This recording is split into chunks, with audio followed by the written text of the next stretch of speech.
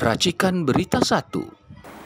Bismillahirrahmanirrahim. Assalamualaikum warahmatullahi wabarakatuh. Waalaikumsalam warahmatullahi wabarakatuh. Alhamdulillah bertemu kembali dengan Aisyah dari The Real Show Conversation to Scholars, Dr. Iksan Nursi dan saya sendiri. Bang Nursi, kalau kita mengikuti, kadang-kadang kalau kita bahas politik ini ada as a political scientist, kita yang belajar juga ilmu politik, political ekonomi, politik hukum, tata negara, sosiologi dan sebagainya. Ada apa ya, kayak kita ini kayak berpacu di dalam konteks kontestasi pemikiran dan sebagainya. Tapi pada saat yang sama kita melihat kenyataan prakteknya dalam konteks ini. Sejak 20 Oktober sebetulnya sejak dua periode sebelumnya, kemudian pergantian perubahan politik, pergantian suksesi pemerintahan di 20 Oktober 2024 tahun lalu, kekuatan kekuatan politik ini bukan berarti diangkatnya, kemudian dilantiknya, disumpahinya, kayak gitu ya, disumpahinya pengambilan sumpah presiden 20 Oktober 2024 bukan memberhentikan kekuatan-kekuatan politik yang ada, karena kekuatan politik ini kayak live hidup terus di dalam konteks itu karena bicara tentang kepentingan. Jadi political interest, economic interest, kepentingan politik, kepentingan ekonomi yang dihasilkan dari kekuasaan, kayak gitu kan. Kekuasaan itu kan sama dengan satu langkah untuk mendapatkan kekayaan.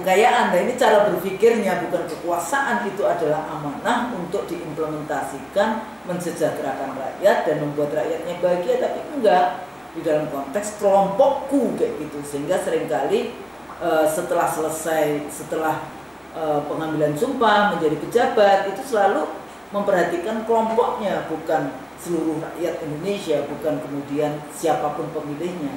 Jadi kontestasi itu sepertinya perebutan kekuasaan yang akhirnya perebutan kekayaan di dalam konteks itu. Nah, terus menerus bergulirnya dari kebijakan-kebijakan rezim yang baru ini, tentang dari mulai pembentukan kabinet yang gemuk, kemudian isu IKN, ditambah lagi isu ada yang mengatakan makan bergizi gratis, tapi konsepnya makan bergizi gratis ya polisinya makan siang gratis, tapi juga bermasalah karena ternyata pencairan anggarannya tidak sesuai. Tapi kalau kita tahu bagaimana yang namanya sistem anggaran negara kita, itu walaupun mulainya Januari sekarang, biasanya Maret baru cair-cair seperti itu. Nah, cuma kalau ini berhadapan dengan UMKM yang kecil, itu juga berat posisinya. Terus kemudian kekuatan-kekuatan politik yang terus-menerus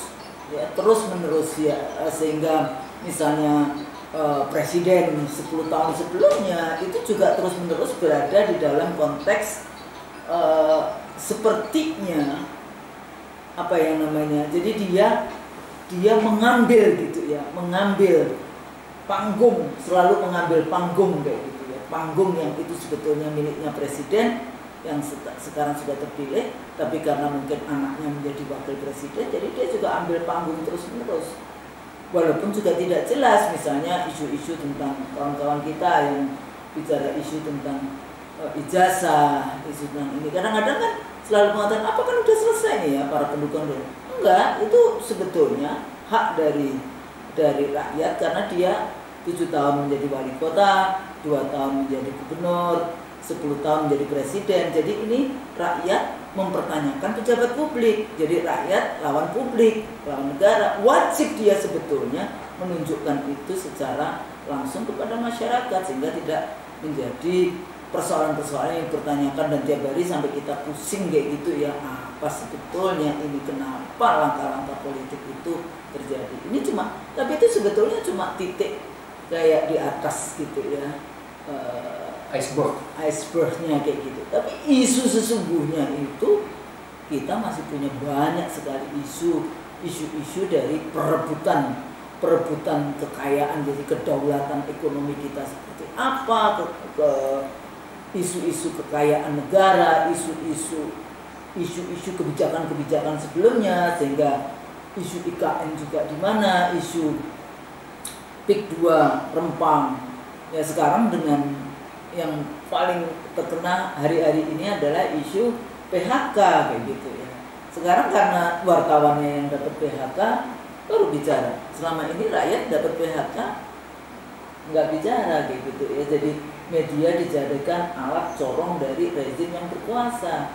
Walaupun sudah katanya demokratis gitu, tapi kan tetap saja dulu zamannya saya masih sempat dulu ya ILC yang masih di TV One kayak gitu ya, tahu-tahu dilarang ILC itu tayang kayak gitu. Itu juga ada yang namanya campur tangan. Nah ini juga kalau kita lihat kekuatan-kekuatan politik dari regulasinya masih industri kapitalisme, nggak ada maka ditambah lagi sekarang. Walaupun saya nggak terlalu ini dengan undang-undang TNI ya bang, saya yang concern itu undang-undang Polri bukan TNI gitu ya, karena TNI sebetulnya ya perlu beberapa diperbaiki di dalam konteks itu, tapi sebetulnya nggak sampai seheboh yang kemarin kalau kita paham posisi tentara itu di mana di dalam konteks itu dan posisi tentara di Indonesia itu seperti apa. Tapi yang paling menakutkan itu sebetulnya posisi polisi, karena polisi itu punya dua kekuatan. Satu, KUHP, jadi dia punya kitab pasal-pasal yang dengan mudah dia bisa menjadi surveillance yang mengawasi warga negara. Yang kedua, dengan penjaranya dan sebagainya, ditahannya dan sebagainya. Yang kedua, dia punya senjata. Dan sekarang penguasaan sampai tingkat struktur birokrasi sampai tingkat desa, polsek. Nah ini sebetulnya yang justru itu bahaya dalam demokrasi. Nggak boleh itu kekuasaan itu diberikan kepada polisi itu kalau yang masih. Sementara kekuatan-kekuatan politik, apakah itu yang nasionalis sekuler, nasionalis religius, nasionalis Islam, kemudian liberal, kemudian kiri dan sebagainya, ditambah nanti yang environment dan sebagainya, yang perempuan dan sebagainya, yang kayak gitu. Kondisi hari ini, kita waktu itu sudah pernah ya bicara di video kita tentang kudeta ya, kudeta juga. Kudeta. Ya, waktu itu kita sudah bahas kekuatan. Tapi saya juga mengatakan bahwa pemilunya 2024 aja juga kudeta, namanya an electoral kudeta, kudeta melalui pemilu. Sepertinya ya di dalam konteks itu meyakinkan bahwa seleksinya, yaitu anaknya presiden, itu menang atas nama yang kita sebut sebagai populisme. Popular vote kayak gitu, atas nama pemilu yang one vote, one person, one value. Nah, melihat kondisi bagaimana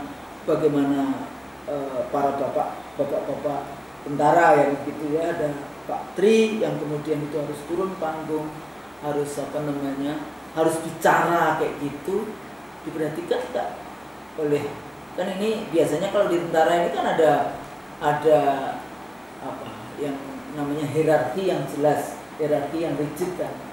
Prabowo sendiri sebagai presiden juga tentara, sejauh mana mendengarkan apa yang disampaikan oleh Pak Tri dan kawan-kawan misalnya seperti itu.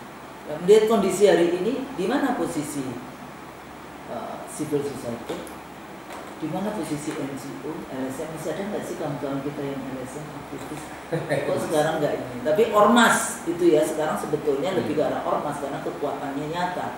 Karena kalau kita lihat LSM sebetulnya dia itu elitis, dia nggak punya basis massa, nggak ada di dalam konteks ini. Ya, mau LSM apa, basis massa nggak ada. Tapi kalau ormas dia punya basis massa sampai tingkat ranting, sampai tingkat desa di dalam konteks ini. Nah, basis massa ini menjadi sangat penting di dalam konteks itu. Sama juga kemenangan misalnya Trump, dia didukung oleh kelompok basis massa ini dibandingkan kelompoknya Kamala Harris gitu. Kamala Harris lebih, walaupun duitnya banyak, tapi dia pada level yang elit gitu. Basis massanya tidak sekuat basis massa yang dimiliki oleh Trump. Ormas Indonesia itu luar biasa. Dia tidak tergantung anggaran pada funding asing, tidak tergantung kepada yang namanya anggaran APBN. Nah, melihat kondisi yang seperti ini, kalau kita waktu itu bicara kudeta gitu, kudeta biasanya bisa militer. Sejauh mana kemudian kelompok-kelompok sipil ini bisa menjadi kontrol dari rezim, ataukah apa sesungguhnya yang harus kita lakukan, harus kita kita amati dan kita waspada di dalam konteks ini. Selain sebetulnya kalau kita bicara tata kelola negara, kita bicara tentang Undang-Undang Dasar 45 yang kemudian sudah diamandemen dengan regulasi seperti itu, kemudian undang-undang banyak dilakukan diketok malam hari, ya ikut juga karena KPU-nya juga mengetok pemenang pemilunya juga di tengah malam yang kayak gini-gini. Tingkah laku politiknya sendiri seperti itu. Sementara kawan-kawan ini yang berjuang untuk keadilan terus ya. Yang sering kali saya ingatkan bahwa berjuang untuk keadilan, perjuangan itu memang nggak mudah. Selalu ada kesulitan, itu namanya perjuangan. Ya enggak? Kalau kita mau masuk ke jannah kan ya ada pathnya gitu. Pathnya ya ujian-ujian ini. Nah, di mana posisi kita di dalam konteks kondisi negara kita hari ini, kondisi rakyat kita hari ini, kondisi dunia pendidikan. Kebetulan kita berdua adalah dosen juga, itu hari ini di dalam konteks itu. Dan what can I do, what can we do menjadi isu yang penting untuk kita urai di dalam konteks. Nah, gimana menurut Rosi? Yang pertama harus dilihat, ini situasi ini semuanya produk dari Undang-Undang Dasar 2002, Undang-Undang Dasar palsu yang mengakibatkan konflik di elit mengalir ke bawah. Konflik politik, konflik perebutan kekuasaan, konflik perebutan sumber daya ekonomi, konflik perebutan pengaruh pemimpin informal, itu mengalir dari atas ke bawah. Itu semuanya didasarkan oleh sumbernya adalah karena kita mengkhianati, kita mengingkari Undang-Undang Dasar 1945. Kita membelakangi janji suci para pendiri Republik. Kenapa? Karena di satu sisi kita bicara tentang musyawarah mufakat gitu, tapi di sisi lain kita bicara demokrasi liberal. Kita bicara tentang kemanusiaan yang adil dan beradab, tapi kita bicara kriminalisasi. Kita bicara keadilan sosial, tapi ternyata kita bicara berani betul kita mengorbankan rakyat jelata. Kita bicara persatuan Indonesia, tapi berani betul kita memecah belah masyarakat. Kita bicara ketuhanan yang Maha Esa, tapi ternyata kita canangkan itu, tapi ternyata kita bicara tentang keuangan dan kekuasaan adalah segala-galanya. Jadi artinya kita betul-betul mengingkari itu karena Undang-Undang Dasar 2002 tidak konsisten dengan Pancasila, tidak konsisten dengan fondasi yang dibangun di kata pembukaan, tidak konsisten dengan visi dan misi yang tertuang dalam pembukaan usaha. Itu dulu kata kuncinya. Kata kunci kedua adalah kalau kita melihat begini,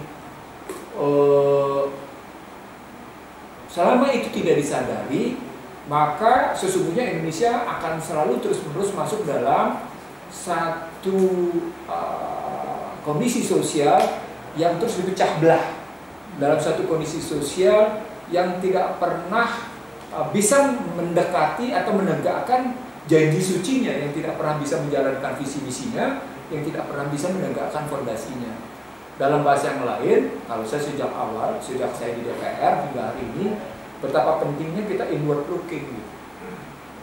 Kalau kita bicara inward looking, maka kita bicara dulu fondasi kita secara benar. Kita harus bicara tentang visi misi kita secara benar gitu. Nah, saya melihat para pemimpin bangsa sejak Undang-Undang Dasar 2002 diberlakukan makin jauh meninggalkan model inward looking karena dianggap sebagai ketinggalan zaman. Sekarang ini seluruh ekonom, seluruh politisi, seluruh intelektual di Indonesia digampar oleh Trump karena Trump menunjukkan betul pentingnya inward looking. Gitu ya.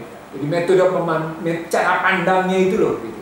Cara pandangnya itu salah. Outward looking itu seakan-akan segala-galanya gitu. Karena kalau nggak kita akan jadi terpencil, kita akan ketinggalan zaman dan kita akan asing di dunia pergaulan internasional. Saya ingat betul itu.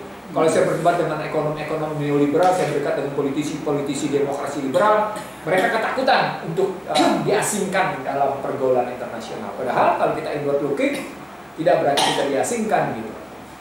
Itu yang kedua soal cara pandang. Jadi yang pertama kita meninggalkan sikap kita, yang kedua cara pandang, itu praktisnya. Yang ketiga, kita ternyata bukan hanya meninggalkan, mengingkari dan cara pandangnya aneh. Yang ketiga yang paling penting adalah ternyata kita berani melanggar moral dan etika yang muncul berkembang berdasarkan Undang-Undang Dasar 2002. Misalnya, kita acap kali menyebut sebagai autokrasi legalisme. Nah, kita itu pembahasan kita entah kapan tahu itu ya, autokrasi legalisme gitu posisinya. Satu model autokrasi yang dibenarkan secara hukum gitu. Dan itu melanggar betul etika publik dan melanggar betul yang namanya moral publik gitu. Apa itu? Masuknya Gibran ke dalam posisi sebagai calon wakil presiden di 2024 kemarin, dan kemudian dibenarkan dalam pemilu yang seperti Usunul akhirnya Usunul bilang sebagai bentuk kudeta melalui popular vote gitu. Itu Usunul bilang kayak gitu ya. Itu karena tadi terjadi pelanggaran etika publik, terjadi pelanggaran moral publik, maka kemudian Usunul sampai pada kesimpulan ya udah berarti Anda sudah melakukan kudeta moral, kudeta etika. Itu yang ini mendasar, ini meninggalkan bekas luka mendalam di masyarakat. Kenapa? Karena hukum dijadikan alat kekuasaan. Nah, ketika dilihat hukum sebagai alat kekuasaan, gitu ya, mau tidak mau dia mundur ke dalam model apa yang dibangun oleh pasal 6A ayat 2. Apa itu? Presiden sebagai pemegang kekuasaan segala-galanya berbasis pada kedaulatan yang dipegang oleh partai politik dan dipegang sepenuhnya oleh presiden. Dan presiden bisa melakukan politisasi, presiden bisa melakukan komersialisasi, presiden bisa melakukan yang namanya kriminalisasi. Nah, ini yang saya sebut sebagai PKK nih. Ceritanya begitu gitu ya. Nah, bekas luka mendalam karena kerusakan moral dan etik pada pemilu 24 berdasarkan pemilu 20 itu membuat yang namanya masyarakat seperti yang kita bilang Husnul sejak awal, bahwa kepemimpinan seharusnya menjadi kekayaan bukan jadi beban. Ketika Husnul tadi menyatakan soal ijazah bikin pusing, itu bukti bahwa kepemimpinan telah merupakan beban. Ingat gak kita bilang leadership as a not liabilities, leadership as a asset. Mestinya begitu kan?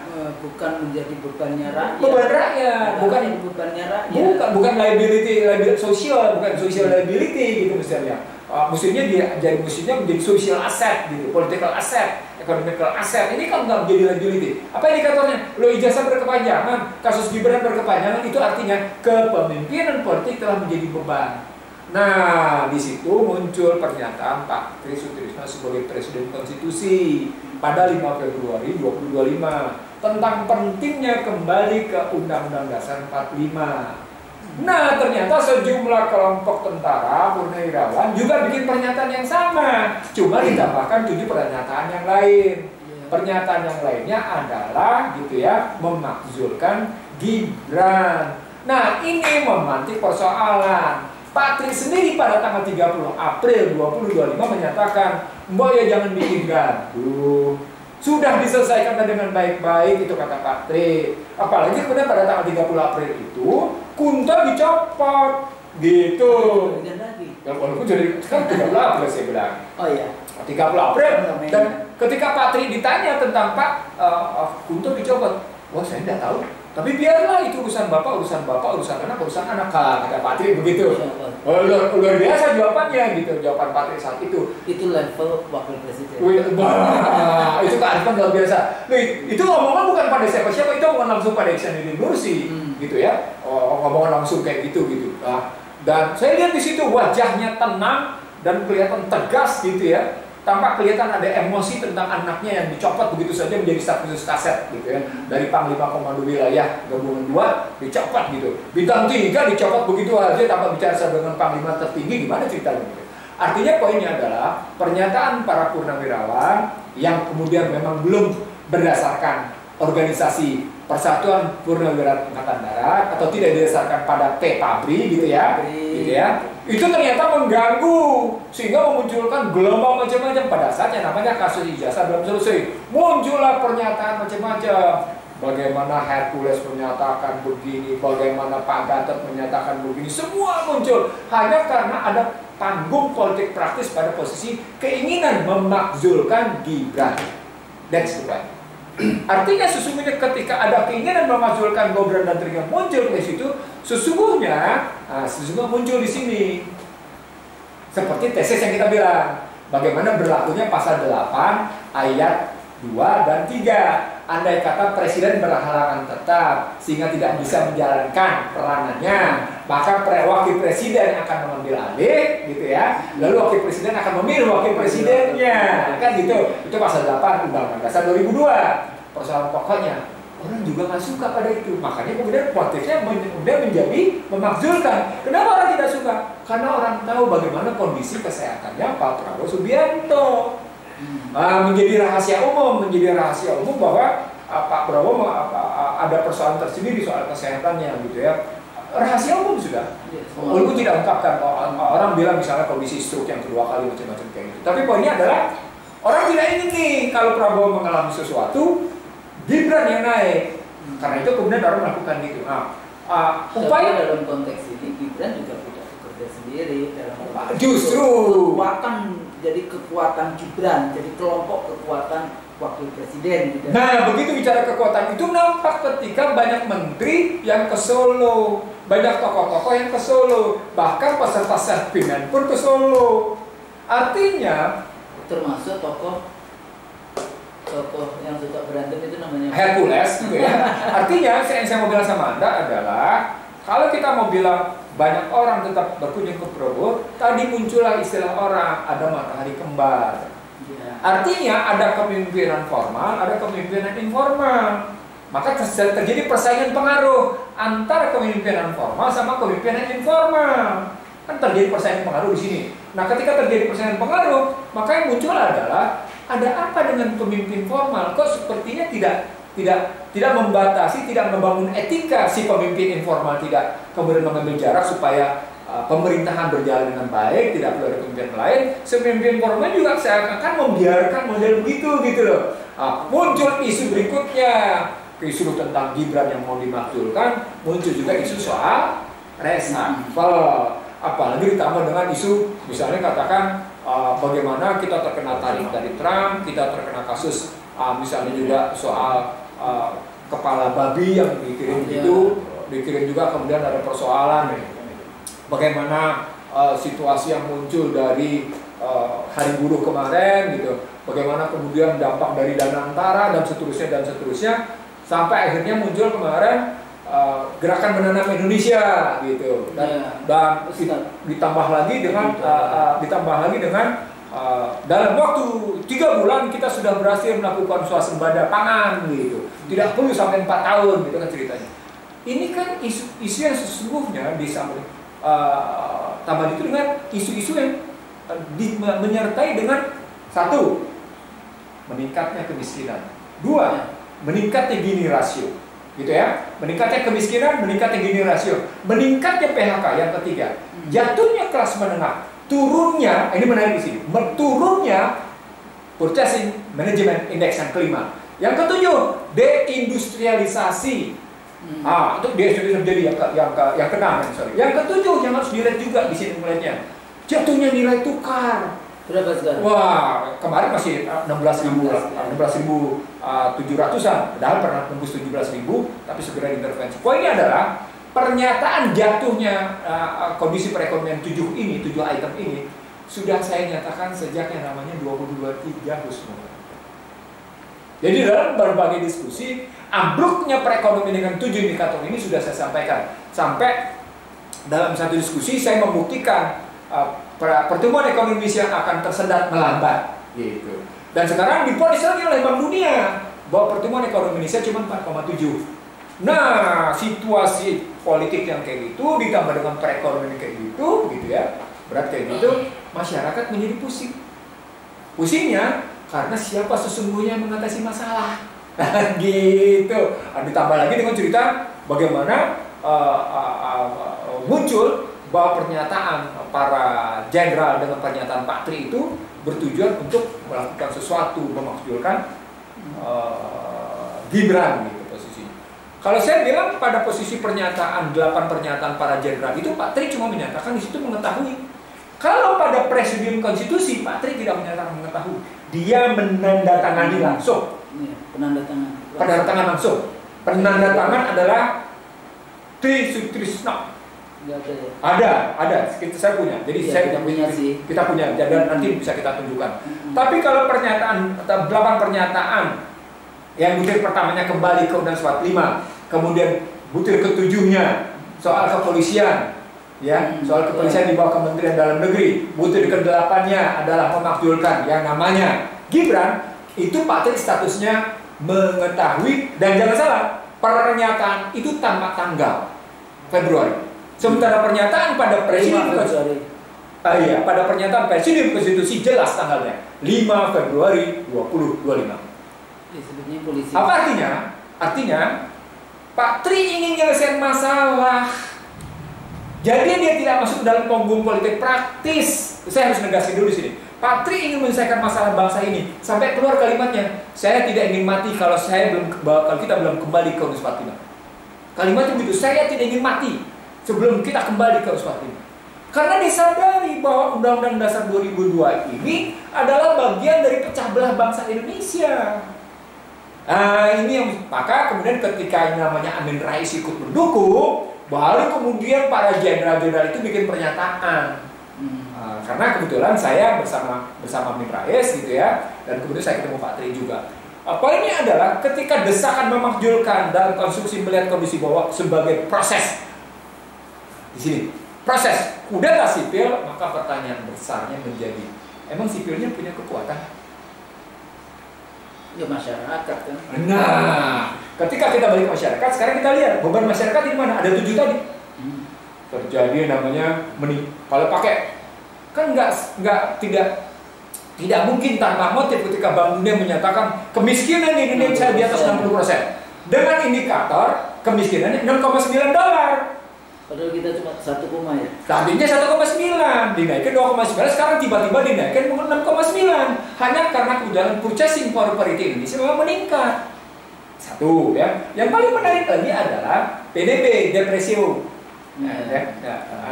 Ini naik menjadi 40,1 gitu. Ditambah lagi dengan yang lain-lain tadi, ya, indikator yang tadi. Maka jika negara tidak punya kemampuan fiskal mengatasi itu, gitu ya, ujung-ujungnya masyarakat mengatasi sendiri. Dan andai kata masyarakat sudah sampai pada posisi tidak mampu mengatasi sendiri seperti yang kita lihat sekarang, bahwa bagaimana kesulitan masyarakat memperoleh uang untuk hidup gitu ya, yang terjadi memang kemarahan. Itu yang disebut Tapi Bang, itu sekarang juga persoalan di satu sisi tadi ya, masyarakat, uang masyarakat. Pinjol itu kan juga banyak masyarakat. Nah, 1.200 triliun. Tambahannya bukan di situ, Husnul. Betul, tambahannya bukan pinjol, tambahan besarnya adalah judol ke pinjol, double. Jadi 7 masalah tadi ditambah dengan judol dan pinjol. Itu indikasi bahwa masyarakat sebenarnya hopeless. Udah nggak tahu lagi kemana dia. Itu ceritanya. Jadi kalau memang judol yang 1.000 judol 2000 lebih triliun itu kemang-kemang. Jadi poinnya adalah kalau mau diambil begitu gitu ya, 7 masalah itu ditambah dengan judol dan pinjol, negara mestinya hadir. Negara harus meninggalkan neoliberal. Jangan ikut-ikutan pernyataannya Khatib Basri dan Sri Mulyani. Ya, itu kan memang simbol liberal dan neoliberal, bukan Pancasila. Enggak, karena mereka terbuka ngomongnya sama saya. Saya berani ngomong Sri Mulyani karena dulu sangat sering kita bicara dulu. Jadi terbuka dia ngomongnya. Itu jangan pernah bicara moral dalam ekonomi. Itu Khatib Basri tegas ngomongnya. Tegas ngomongnya. Jangan pernah bicara moral dalam ekonomi.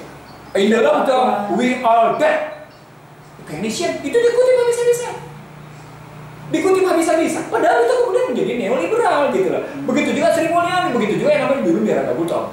Lalu kemudian diikuti oleh artinya poinnya adalah ketika kita melihat 7 masalah ditambah dengan posisi judol dan pinjol, maka negara harus hadir. Nah, hadirlah negara menghapus bukukan kredit KUR, kredit usaha rakyat, menghapuskan kredit PNM. Lalu kemudian gagas sekarang yang muncul, apa gagas sekarangnya? Bikin koperasi merah putih. Nah, tapi juga ini top down. Ini bukan soal top down, koperasi itu sekali lagi derivasi dari gitu ya, derive kalau pakai istilah Husnul, derivasi dari kapasitas modal sosial dengan modal politik dan modal finansial. Jadi kalau Anda bicara hanya modal politik dan modal finansial tanpa bicara modal sosial, selesai masalah nggak? Enggak selesai. Dulu kayak misalnya kalau kita ngomongin kartu, yang mana? Nggak bayar. Ternyata rakyat juga harus bayar kok. BPJS itu kan rakyat bayar.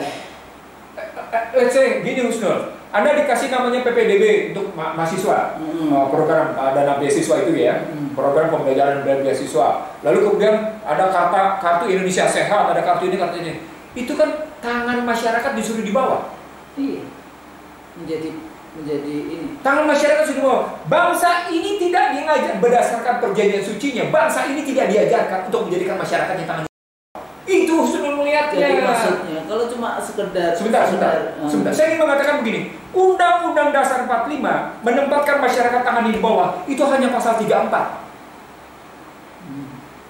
Artinya pasal 34 itu hidup sebagai bentuk buffer polisi penyangga. Andai kata pasal 23, pasal 27, pasal 32, pasal 33, pasal 3, baru muncul pasal 34. Itu pun dikembalikan dulu dengan kata pembukaan. Itulah metode berpikirnya. Itu yang saya sebut sebagai mensejahterakan dan mencerdaskan. Itu jadi baliknya. Ini soal format berpikir. Ini soal keberpihakan. Kalau pakai bahasa kerennya, ini tentang paradigma kebijakan. Masih ada, dia selalu mengatakan, tapi persoalan-persoalan utama memang para pemimpin kita itu menurut saya, baik yang di Senayan maupun yang di legislatif, eksekutif, yudikatif, itu mungkin nggak baca konstitusi.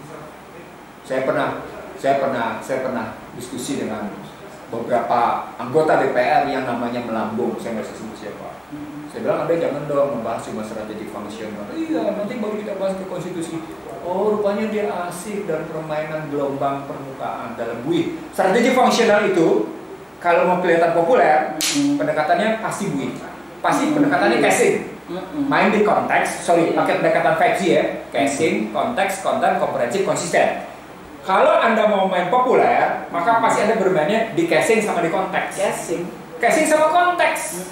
Di kemasan, kemasannya cantik. Wah gitu. Oh, konteksnya apa nih? Wah, sedang pesta, maka mesti cantik gitu. Oh, konteksnya apa nih? Bikini, maka casingnya bikini. Konteksnya di pinggir pantai. Misalnya contohnya begitu contohnya. Oh ya itu mau populer begitu memang. Populer memang begitu. Tapi ketika bicara tentang yang namanya konten, komprehensif dan konsisten akan beda. Kenapa? Karena tekanannya pada konstitusi. Bagaimana menghidupkan konstitusi dalam kehidupan berbangsa dan negara. Gitu mestinya. Konstitusinya itu jadi hidup di dalam kebijakan-kebijakan. Pertanyaannya juga, konstitusi yang mana? Ya karena Undang-Undang Dasar 45 pembukaannya lah. Oke. Kalau pembukaannya, batang tubuh Undang-Undang Dasar 2000 bertentangan dengan pembukaannya. Padahal MPR nomor 1 tahun 2002 memberlakukan 2 konstitusi. Di satu sisi menyatakan pakai yang asli. Kalau pakai yang asli maka sesungguhnya gitu ya, supaya tidak terjadi kudeta sipil. Kalau kan kepengen kita pakai yang asli. Oke, itu berarti kita mengatasi. Jadi nggak percaya militer di Indonesia bisa kudeta. Sesungguhnya dalam sejarah militer kudeta itu kalau didukung rakyat, kalau rakyatnya nggak dukung militer nggak bisa. Justru di sini menarik.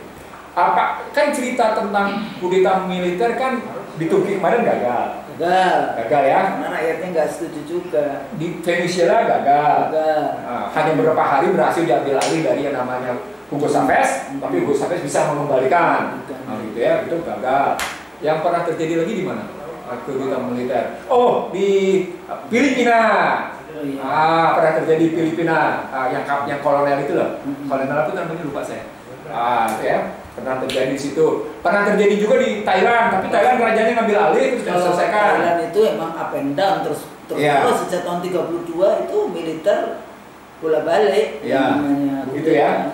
Tapi ada posisi raja. Iya, maka semua orang tunduk kepada raja. Karena rajanya memang berpihak kepada masyarakat. Gitu loh. Ya. Bahkan membiayai masyarakat pertanian dalam rangka kumpulan pertanian Thailand. Itu begitu. Tapi poinnya Husnul, kalau kita bilang kita balikin lagi ke Undang-Undang Dasar 1945 gitu ya, maka sesungguhnya kudeta sipil tidak akan terjadi. Kenapa? Karena MPR yang akan menyelesaikan.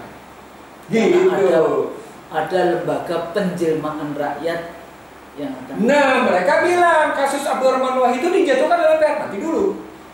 Betul Abdurrahman Manuel jatuh oleh MPR karena itu saya ingat betul tuh 23 Juli 2001. Wah, saya ingat betul loh. Kenapa? Karena beberapa hari sebelumnya, tepatnya sejak namanya Januari sampai dengan Juni, saya debat tajam dengan Mas Dul soal bagaimana situasi negara saat itu gitu ya.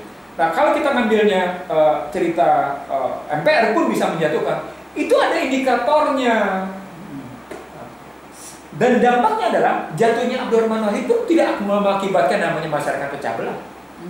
Nah itu jatuhnya Soeharto pun, walaupun dengan kemarin jatuhnya. Walaupun ada, kalau kita diundang oleh NU kayak gitu, pasti dia ini gara-gara Amin Rais Muhammadiyah dulu ini, tapi kemudian ini yang gitu-gitu. Tapi itu kan sebetulnya pada level yang segelintir elit saja. Kalau masyarakatnya kan ya NU Muhammadiyah gitu loh, karena simbolnya Amin Raisnya Muhammadiyah. Saya teringat di peristiwa bulan Mei ketika saya dialog sama Mas Dul sebelum dijatuhkan. Bagaimana saya meminta Mas Dul menjadi guru bangsa dan kemudian kita berbagi suara. Lupakan itu. Saya ingin mengatakan bahwa sesungguhnya andai kata kita kembali ke Undang-Undang 45 secara baik gitu ya, maka kita bisa, istilah saya, kita bisa melokalisasi konflik. Artinya konflik tidak mengalir sampai bawah. Apa artinya? Masyarakat tetap menjalankan fungsi dan peranannya dalam menghidupi harkat martabatnya. Sementara konflik ini ibarat konflik orang tua. Dia boleh mengikut suami istri tapi di dalam kamar, sehingga anak-anaknya tidak berikut konflik. Gitu loh maunya. Ya, cerita berpikir itu begitu gitu loh. Ada obstacle, ada tantangan. Betul. Ya, jadi kalau kita lihat challenge-nya itu adalah kekuatan-kekuatan politik yang sudah menikmati hasil dari liberalisme, yang dia sekarang berada di jabatan-jabatan politik, di bisnis-bisnis yang mendasarkan diri karena kong kali kong antara rezim pemerintah dengan pebisnis atau bandar atau oligarki ekonomi dan oligarki politik.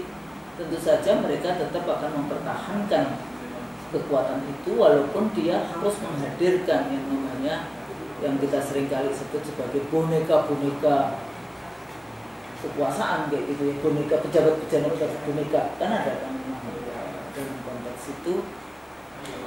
Dan itu juga real kekuatan itu, dan dia menggunakan segala cara untuk itu. Premanisme terjadi di dalam konteks itu. Sebenarnya ketika preman dipakai itu membuktikan bahwa sesungguhnya ada kekuatan yang mulai mundur.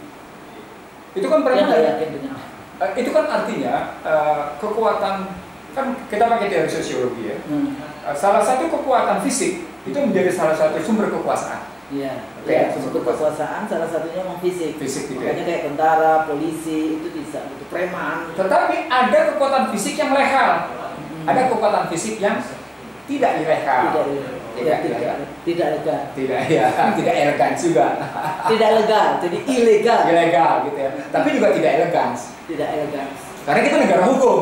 Iya. Masa ditaruh di depan? Apa poinnya?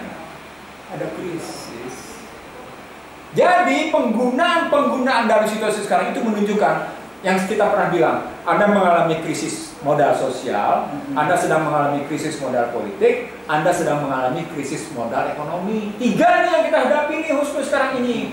Nah, sebenarnya ini bisa diselesaikan dengan cepat dan tepat. Andai kata, di sini menarik.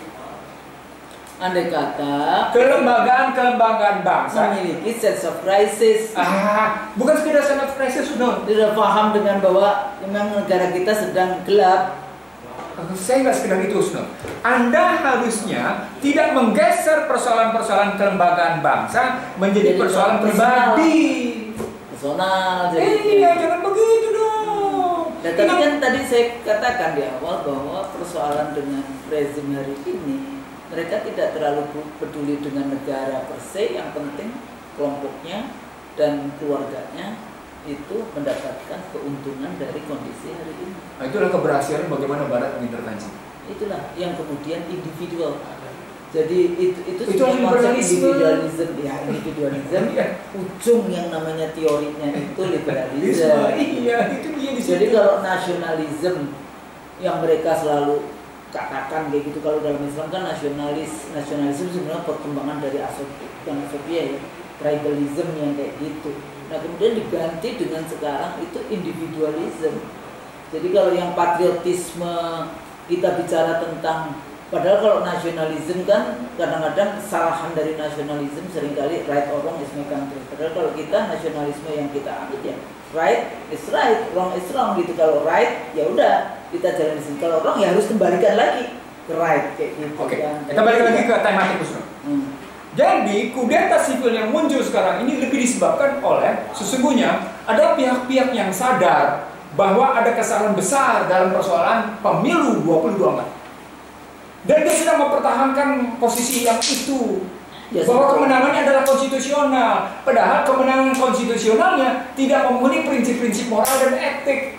Nah, prinsip moral dan etik yang tidak dipenuhi itulah menjadi celah untuk terganggunya keputusan konstitusional. Tapi persoalannya, kalau itu diputuskan oleh Mahkamah Konstitusi dengan segala macam manipulasi dan korupsi yang terjadi, menjadi dipertanyakan juga apakah konstitusional atau tidak. Nah, di sini karena ukurannya bukan putusan Mahkamah Konstitusi. Apakah putusan Mahkamah Konstitusi itu kemudian menghilangkan semua yang namanya manipulasi dan kecurangan yang terjadi dalam pemilu?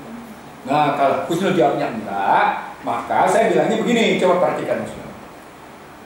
Kita tidak perlu ngambil teori tentang legal substance, legal structure, legal culture. Nggak perlu ngambil teori. Iya, enggak.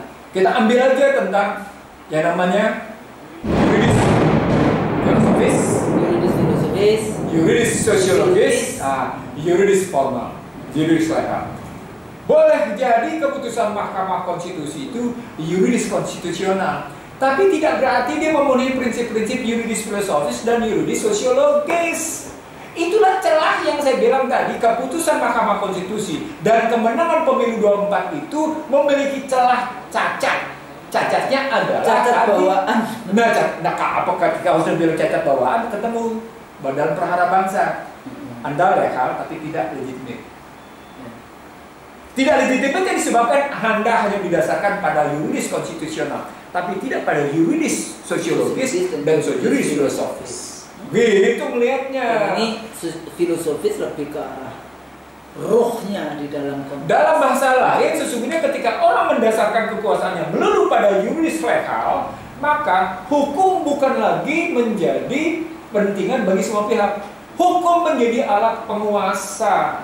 Penguasa yang boleh ya, karena kekuasaan itu sangat penting, makanya kita harus merebut kekuasaan itu juga harus.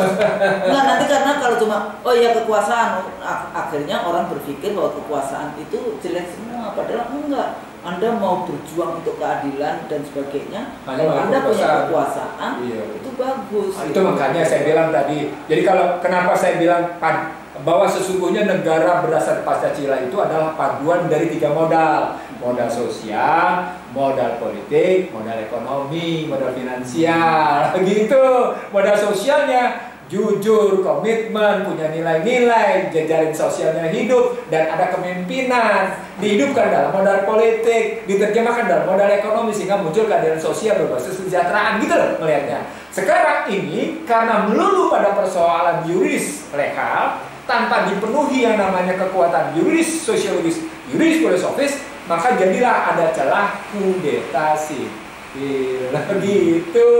Ya, jadi walaupun mereka selalu mengatakan, oh ya ini legal, ini sudah diputuskan oleh KPU, sudah di ini, enggak yang namanya tadi legitimasi, ya itu bisa naik turun. Kalau kemudian Anda sudah diputuskan hari ini, 1 hari kemudian kebijakan-kebijakan yang Anda keluarkan itu ternyata tidak sesuai dengan konstitusi, itu tidak sesuai dengan pembukaan undang-undang dasar, tidak sesuai dengan tadi ya yuridis, filosofis maupun sosiologis, maka ya legitimasinya itu jatuh. Orang kan berpikir dapat dorongan ini, udah diputuskan oleh MK, udah diputuskan oleh KPU, udah jangan dong dikontrol kita. Terus dilantik gitu ya. Udah dilantik, jangan dong kita dikontrol. Saya biarkan, saya enggak. Dalam demokrasi itu ada yang namanya batasan-batasan juga, civil political liberties, ada partisipasi, kompetisinya nggak boleh pakai kekerasan dan sebagainya, kekuatan dan sebagainya. Itu bagian yang penting. Orang kan berpikir bahwa legitimasinya 5 tahun Anda dapat legitimasi, enggak. legitimasi politik itu bisa naik turun tergantung kepada bagaimana amanah Anda praktekkan. Itu yang disebut dengan yuridis sosiologisnya. Apakah kemudian aplikasi dari yuridis filosofis? Kalau ketiga-tiganya ketemu, dia akan menjadi muatan keadilan. Disitulah wujud bagaimana negara hadir dalam kondisi sosial, bagaimana hadir dalam kondisi politik, dalam bagaimana hadir dalam kondisi ekonomi. Nah, artinya ketika kita tahu ada pihak-pihak yang bicara tentang itu pernyataan 8 pernyataan ini belum pernyataan dari organisasi yang sah. Ini logika sah, ini pendekatan yuridis legal. Sah aja kan, rakyat kan ngomong. Sah aja. Kedaulatan kan katanya dari tangan rakyat. Iya. Kenapa rakyat nggak boleh bicara? Dan di sini letaknya sebetulnya berkali-kali mengatakan demokrasi tapi Anda nggak paham. Yang dimaksud demokrasi adalah termasuk di dalamnya civil and political liberties, kebebasan sipil, kebebasan menyatakan pendapat, kebebasan berserikat, kebebasan itu kan nggak ada semuanya. Freedomnya di mana? Ya, saya ingin mengatakan begini. Orang Indonesia suka dengan pendekatan yuridis legal, yuridis formal, tapi dia tidak mau dengan pendekatan yuridis filosofis dan yuridis sosiologis.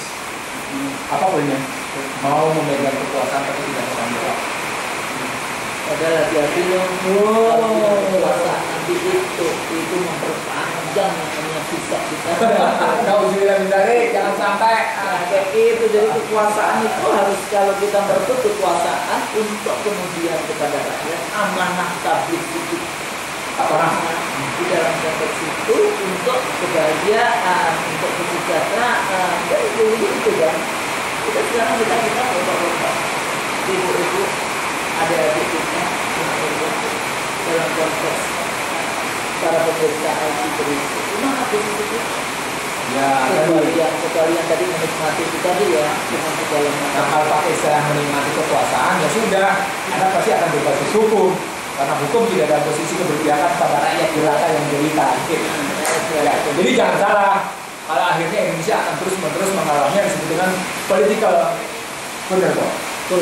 Dan itu bisa chaos anytime. Amok massa. Dan pada saat yang sama juga kita tidak tahu apakah kita bisa, eksistensi kita bisa bertahan di dalam konteks itu yang selalu mengatakan bonus demografi sampai kemudian yang generasi emas 2045 ternyata generasi emas yang kayak gitu. Paham nggak kalau rezim ini atau sejak kita reformasi tidak pernah melakukan investasi kepada sumber daya manusianya, pendidikan yang diberikan dan sebagainya, gimana mau bicara, ngerti nggak yang bicara tentang demografi itu? Yang kedua, kita sudah bicara lama bahwa kepemimpinan yang elitis berujung akan pasti kepemimpinan itu akan terhina. Kita dapat mengetahui bahwa satu kepemimpinan yang liabilities yang menimbulkan beban, dia akan menjadi terhina. Nah, kita ingin sekarang nih contohnya Jangan Indonesia. Kemal Atatürk. Kemal Atatürk ya. Ada lagi tulis saya kemarin, ada orang kaya yang berpikir buka tapi ternyata juga habis digulung. Oh ya, perlu. Jadi jangan terbayang sekarang. Ada Korun, ada Kemal Atatürk, ada Fir'aun. Sebenarnya ketika Anda meminta kelompok masyarakat tertentu untuk membela Anda dan kelompok masyarakat tertentu itu akan datang dari kelompok tertentu, itu sesungguhnya Anda sudah berterima. Sudah berterima. Dan ketika Anda dipersoalkan legalitas pribadi Anda seperti itu, Anda sudah berterima. Sebetulnya itu. Sudah begitu. Apalagi terus hidup Anda cemas. Jangan-jangan nanti anak buah masuk ke pengadilan kalau nggak begini-begini. Itu akhirnya ditumpuk lagi, melakukan kesalahan lagi. Kebohongan kan biasanya harus ditumpuk-tumpuk. Nggak boleh, bukan nggak boleh, nggak bisa cuma satu. Makanya jujur. Jadi gimana? Jadi perlawanan apa yang bisa kita lakukan? Jadi kalau kita tidak ingin ada tesisnya menjadi tesisnya. Karena kepemimpinan itu bukan liabilities tapi aset, satu. Yang kedua kemudian kepemimpinan itu adalah penghormatan dan penghargaan, bukan kehinaan. Nah, gitu kan? Maka kepemimpinan harus menyelesaikan masalah, tidak menambah masalah. Kayak ininya Pegadaian itu gimana? Menyelesaikan masalah tanpa masalah. Padahal satu masalah. Karena pakai liga. Gitu. Jadi tesis terakhirnya, supaya tidak terjadi kudeta sipil, gitu ya, supaya tidak terjadi kudeta sipil, padukanlah kekuatan modal sosial dengan modal politik dan modal ekonomi. Tanpa itu Anda akan hidup sebagai omon-omon yang bisa dilindungi Lah, jangan pakai ngikutin itu bahasa Indonesia saya. Ya, kalau makanya saya bilang kalau pakai istilah dilindungi, Anda cuma omong. Omong doang. Mungkin lagi senang begitu. Nah, itu bukti bahwa sesungguhnya Anda cuma sekedar enjoy the power. Tapi jangan bilang dong, Anda cuma pandai ngomong tapi tidak bisa berbuat. Nanti dulu. Kabar bilang Anda cuma tidak ngomong dapat pada berbuat. Anda kan memenuhi pihak lain juga bilang, itu cuma pandai ngomong tapi tidak pandai berbuat. Mari kita buktikan. Kita berikan kekuasaan itu untuk Anda berbuat. Oh, itu justru mesti bilang. Sorry itu saya, maaf. Astagfirullah. Saya bisa buktikan saya bisa berbuat. Dan sudah saya lakukan, saya bisa berbuat. Jadi dalam sejarah republik ini saya sudah bisa membuktikan, dan sudah saya buktikan baik dari jalur politik, jalur ekonomi maupun jalur sosial bisa saya buktikan. Cuma kalau saya ngomong kayak gini jadi sombong. Tapi jangan menulis orang cuma bisa ngomong, cuma pintar ngomong tapi tidak bisa berbuat. Nanti dulu, mari berhadapan, mari kita buktikan. Biasanya kan kalau saya gitu langsung, that's your job. Itu gaya American tuh. American itu American style. Sudah begitu lah ya. Jadi gitu. Jadi coba yang tadi untuk tidak terjadinya kudeta sipil, pertama tadi karena kita sudah tesis, utuhkan kembali modal sosial, modal politik, dan modal ekonomi. Itu yang pertama. Yang kedua, gitu ya. Jangan merekrut masyarakat dengan memvonis masyarakat. Nggak bagus. Bukan pemimpin yang menjadi aset ketika dia ikut-ikut memvonis masyarakat. Jangan pernah memvonis pemilik kedaulatan rakyat. Ulang.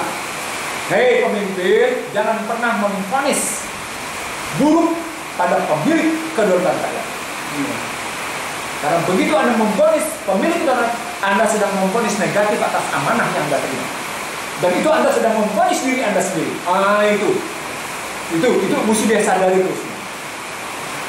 Itu yang kedua. Yang ketiga, gitu ya. Kalau ada orang ingin kembali ke Undang 45, maka jangan sepotong.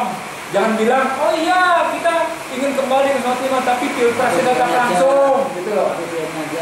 Tapi cuma GBHN aja. Nggak bisa begitu. Mari kita konsisten dengan Undang-Undang 45. Gitu. Jadi pesan kita adalah, yuk kita kembalikan bangsa ini pada jalurnya.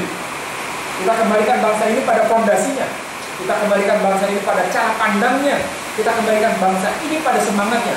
Karena sesungguhnya semangat bangsa inilah yang menyelamatkan bangsa ini sendiri. Bukan pihak lain. Jangan ikut-ikutan bangsa lain yang sudah kita buktikan bahwa selama 1 abad mereka gagal mengangkat harkat martabat bangsanya sendiri. Itu yang kita mesti tahu. Nah terakhir, kalau kita sudah tahu resep-resepnya kayak gitu ya, ajak semua pihak untuk duduk bareng. Ajak Persatuan Indonesia. Iya, ajak semua pihak duduk bareng. Bukan kelompoknya sendiri, bukan orang kepercayaan sendiri. Karena bisa jadi orang kepercayaan sendiri tidak kompeten. Jadi pemimpinan itu membutuhkan bukan cuma sekedar amanah. Pemimpinan itu bukan cuma sekedar membutuhkan sidqah, bukan sekedar membutuhkan ihsan dan katonah. Kepemimpinan itu juga membutuhkan yang namanya skill, membutuhkan yang namanya knowledge, membutuhkan satu keimanan. Jadi dia diukur oleh skill, knowledge, attitude, betul-betul kayak gitu. Dan itu runtutan konsistensi dari kalbu, ucapan dan tindakan. Dan itu akan nampak. Ngapain juga lu punya jabatan bagus kalau ternyata ucapan lu jelek, kalau tindakan lu jelek, kalbu lu juga kelihatan jelek, kan bagus. Gitu. Iya, jadi ujungnya adalah pemimpin itu akan menjadi teladan yang baik ketika dia mengalirkan yang baik. Tapi pemimpin itu akan mengalirkan yang buruk ketika dia juga menunjukkan keteladanan yang buruk. Seperti kenyataan sekarang. Ulang, seperti kenyataan sekarang. Nah, balik lagi ke tesis pertama. Pemimpin tidak boleh menjadi beban masyarakat. Pemimpin adalah kekayaan masyarakat. Ketika dia menjadi beban masyarakat, percayalah, dia akan berujung pada keterhinaan. Begitu. Oke. Jadi pemirsa itu begitu. Negara kita itu katanya disebut sebagai negara Muslim terbesar di dunia, walaupun katanya Pakistan mau ambil alih nih. Atau jumlahnya. Dari segi jumlah. Tapi jumlahnya itu. Kita dulu punya, bukan dulu ya, sekarang Pancasila, ketuhanan yang Maha Esa tadi, bukan keuangan yang Maha Esa. Iya. Hari ini memang kondisi bangsa kita setelah 10 tahun selama reformasi ini kita luar biasa rusak di semua lini. Tapi hari ini mestinya ya, bangsa ini bagaimana mengembalikan kepada dignity, dignified nation, gitu kan? Biasanya kan kita selalu bahas tentang dignified nation, The dignity of people. the dignity of people. Powernya, power to do, bukan power over. Ya, jadi bagaimana kekuasaan itu untuk melakukan sesuatu, berbuat. Jadi tidak semua kekuasaan, oh ya kekuasaan buruk, enggak, kekuasaan power to do. Itu juga tanda tangan Anda untuk menyelamatkan anak bangsa. Itu nanti akan jadi saksi-saksi kita di saat yang besar. Jadi jangan kemudian rakyatnya dikriminalisasi tadi ya. Jadi mengontrol negara. Kedaulatan katanya ada di tangan rakyat. Ya. Tapi rakyatnya dikriminalisasi. Rakyatnya dikriminalisasi kalau mengontrol. Anda kan maunya yang yes man, yes sir, yang kayak gitu. Nah bagi rakyat, bagi para pejuang, ini pejuang kan juga mikir juga kan. Aduh sekarang berjuang nggak ada duit, nggak ada berjuang, mikirnya duit, ya nggak? Padahal yang kasih rezeki siapa? Tuhan gitu. Dalam berjuang itu selalu yang namanya path. Jadi jalan perjuangan itu jalan yang penuh dengan suffering. Tapi di setiap tetes darah, tetes jaman darah ya sekarang yang mungkin kalau belum jadi KM 50 bukan tetes darah ini. Tetes keringat kita itu adalah kebahagiaan yang nanti menjadi yang kita sebut saksi-saksi kita pada saat kita bertemu dengan Sang Papa. Saya pikir itu jangan biasanya kalau di Quran kan disebut wala tahimun wala tahzanun gitu. Kuntum Allah nama ini. Untuk aklauna. Karena kita ini sebetulnya derajatnya tinggi apabila Anda beriman. Jadi saya pikir itu mudah-mudahan ini menjadi semangat bagi kita semua untuk terus memperjuangkan keadilan dan bagi pemilik kekuasaan, bagi yang hari ini berada di pusat-pusat kekuasaan, ingatlah kalau kita hidup itu semua, nanti semuanya akan ajaklah tadi persatuan Indonesia. Saya pikir itu mudah-mudahan berguna. Kalau salah dari kami berdua, kalau yang benar hanya dari Allah. Assalamualaikum warahmatullahi wabarakatuh. Waalaikumsalam warahmatullahi wabarakatuh.